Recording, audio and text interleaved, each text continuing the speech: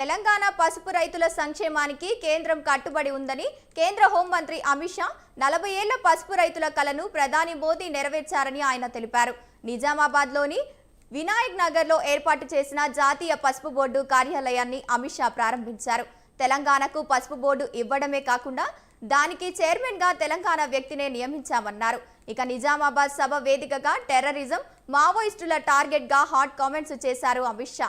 ఉగ్రవాదాన్ని మాత్రమే కాదు, దేశంలోని నక్సలిజం లేకుండా చేయాలన్నదే మోదీ లక్ష్యమని 2026 నాటికి మార్చి 30 లోపు దేశంలో నక్సలిజం లేకుండా చేస్తామన్నారు ఆయన.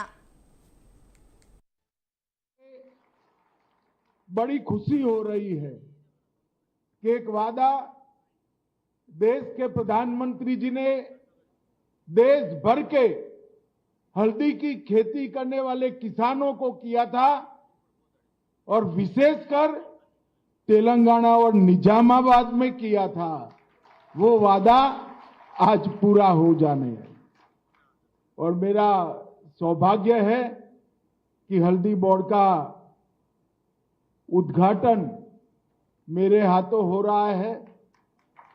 देश भर के हल्दी के किसानों को जो श्रम करते हैं, जो देश भर के लोगों को स्वस्थ रखने में अपनी भूमिका निभाते हैं और देश को समृद्ध करने में भी अपनी भूमिका निभाते हैं, वो सभी हल्दी के किसानों को मेरी बहुत बहुत बधाई और शुभकामनाएं हैं। अपना ये निजामाबाद कई दशकों से हल्दी की राजधानी के रूप में जाना जाता है। यहां के किसान हल्दी सदियों से उगाते हैं, मगर उसको वैश्विक बाजार जितना मिलना चाहिए इतना दुनिया के बाजार में आपका हल्दी नहीं जाता है। ये बोर्ड बनने से 3-4 साल में ही निजामाबाद की हल्दी दुनिया के ज्यादातर देशों में पहुंचेगी, इसका मुझे विश्वास है। 2023 के चुनाव के दौरान मोदी जी ने यहां पर तेलंगाना में हल्दी बोर्ड की घोषणा की थी। अक्टूबर 23 में इसकी अधिसूचना जारी की, 25 में इसको शुरू किया और आज 29 जून 2025 को इसका टेम्पररी हेडक्वार्टर भी हमने चालू करने का काम कर दिया है। पहलगाम के हमले के बाद मोदी जी ने कहा था कि इनको बड़ा सबक सिखाएंगे और पाकिस्तान धमकी दे रहा था एटम बम के। कांग्रेसी सोचते थे कुछ नहीं होगा, कुछ नहीं होगा, कुछ नहीं होगा, और एक दिन रात को हमारे सेना के बहादुर जवानों ने आतंकी संस्थाओं के हेडक्वार्टर को उड़ाकर सैकड़ों आतंकवादियों को धराशायी कर दिया। और भाइयों बहनों, सिर्फ ऑपरेशन सिंदूर नहीं, मोदी जी ने इस देश को सुरक्षित किया। 4 दशक से नक्सलवादी इस देश का आदिवासियों के क्षेत्र में 40,000 लोगों का जान गया। मेरे कई आदिवासी भाई पैर गंवा बैठे, हाथ गंवा बैठे, जान गंवा बैठे। मुझे बताओ निजामाबाद वालों, ये नक्सलवादियों को समाप्त करना चाहिए या नहीं करना चाहिए? जोर से बोलो, करना चाहिए या नहीं करना चाहिए? ये तेलंगाना कांग्रेस पार्टी के अध्यक्ष कहते हैं कि इनको शरण में लाओ। कौन ना बोल रहा है भाई? जिसको सरेंडर करना है करे। मैं इस मंच पर से कहता हूं, सारे लोग हथियार छोड़ दो और सरेंडर करो, मगर सरेंडर नहीं करेंगे तो हमने तय किया है 31 मार्च 2026 के पहले इस देश से नक्सलवाद को हम समाप्त कर देंगे, समाप्त।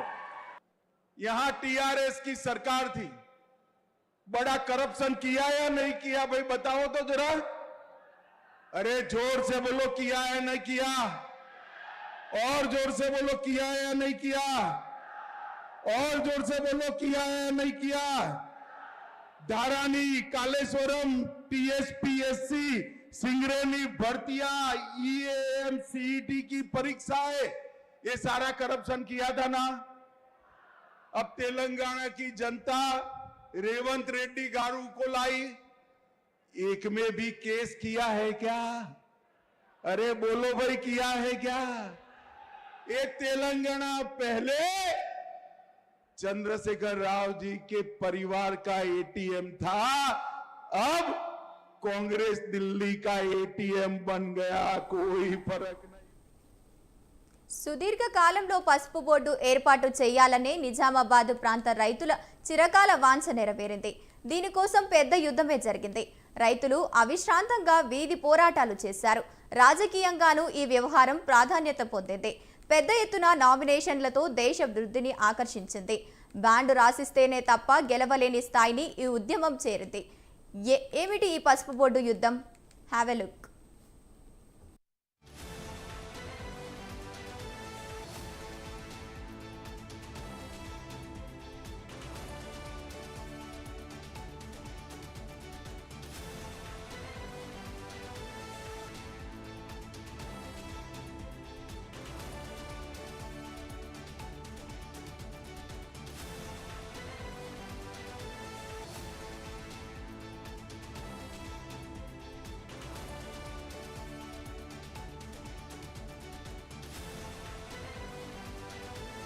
పసుపు రైతుల సంఘం చేపట్టిన ఉద్యమం కేంద్ర రాష్ట్ర ప్రభుత్వాల దృష్టిని ఆకర్షించింది. ఫలితంగా 2009లో అప్పటి ముఖ్యమంత్రి రోషయ్య కమ్మర్పల్లిలో 36 ఎకరాల విస్తీర్ణంలో పసుపు పరిశోధనా కేంద్రాన్ని ఏర్పాటు చేసి ప్రారంభించారు. పసుపు బోర్డు ఏర్పాటైతేనే తమకు గిట్టుబాటు ధర వస్తుందని ఆశించి రైతులు ఢిల్లీ వీధిలో సైతం పలుమార్లు నిరసన కార్యక్రమాలు చేపట్టారు.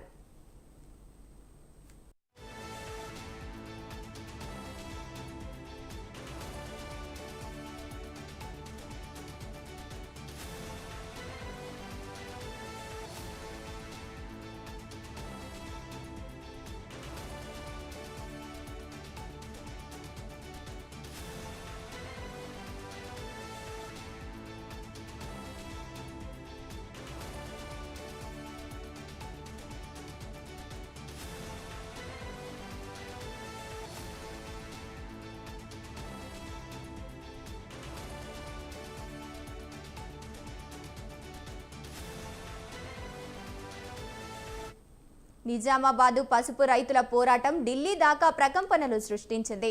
2017 ఆగస్టులో అప్పటి ఎంపీ కల్వకుంట్ల కవిత పసుపు బోర్డు ఏర్పాటు కోసం ప్రధాని మోదీని కలిశారు. 2018లో Suresh Prabhu spices development park ప్రకటించారు. 2018లో పసుపు బోర్డు ఎన్నిక అంశంగా మారింది. బీఆర్ఎస్ తరపున లోక్సభకు పోటీ చేసిన కవితకు వ్యతిరేకంగా ఏకంగా 178 మంది రైతులు నామినేషన్లు వేశారు. ఈవీఎంలో పక్కన పెట్టి బ్యాలెట్ బాక్స్ పద్ధతిలో పోలింగ్ నిర్వహించాల్సిన పరిస్థితి వచ్చింది. కవిత ఓటమికి దారితీసింది. ఎంపీగా గెలిచిన తర్వాత పసుపు బోర్డును తీసుకురాకపోవడం, రాజీనామా చేస్తా అని బాండ్ పేపర్పై రాసి హామీ ఇచ్చిన ధర్మపురి అరవింద్ ఆ ఎన్నికల్లో గెలిచారు. వారణాసిలోని ప్రధాని మోదీ పైన పలువురు నిజామాబాద్ పసుపు రైతులు నామినేషన్లు చేశారు. తరువాత కూడా ఈ అంశం రగులుతూనే ఉంది.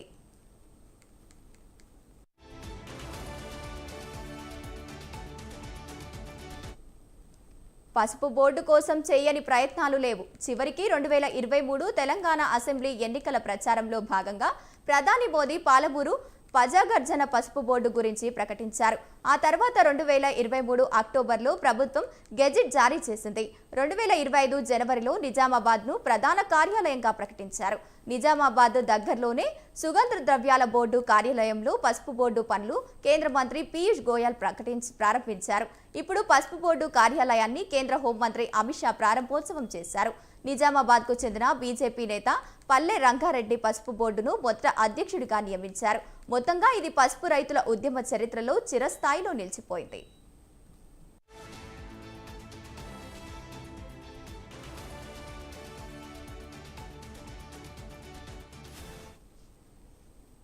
ఇవి ఇప్పటి వరకున్న అప్డేట్.